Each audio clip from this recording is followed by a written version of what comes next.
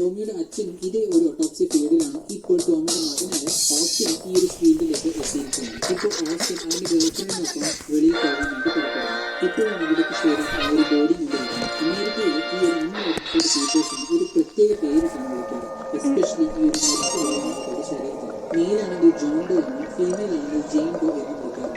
So ഇപ്പോൾ ആ ഒരു ജെയിൻ ഡോയുടെ ശരീരമാണ് ഈ ഒരു ഓസ്റ്റിന്റെയും ടോമിയുടെയും അടുത്തേക്ക് പോസ്റ്റ്മോർട്ടം ചെയ്യാൻ വേണ്ടി വന്നിരിക്കുന്നത്. വന്ന ശരി നാളെ തന്നെ ഇവരുടെ ആ ഒരു കോസസ് സെറ്റ് കണ്ടുപിടിക്കണം എന്ന് പറഞ്ഞ് അവർ ടോമിയുടെ അടുത്തേക്ക് കൊണ്ടുപോകുന്നു. ഓസ്റ്റിൻ അവന്റെ ഡേറ്റ് ക്യാൻസൽ അടുത്തേക്ക് ആ ഒരു ഓട്ടോപ്സി ചെയ്യാൻ വേണ്ടി പോകുന്നു. ഇപ്പോൾ രണ്ടുപേരും ഓട്ടോപ്സി ചെയ്യാൻ വേണ്ടി ആരംഭിച്ചിരിക്കുന്നു. പ്രിലിമിനറി സ്റ്റേജിൽ അവളുടെ ഔട്ടർ ബോഡി എല്ലാം തന്നെ സൂക്ഷ്മമായി നിരീക്ഷിക്കുന്നു. അവളുടെ കണ്ണുകളെല്ലാം ക്ലൗഡി ആയിരിക്കുന്നു. ഒരാൾ മരിച്ച് ഒരുപാട് നാളുകൾ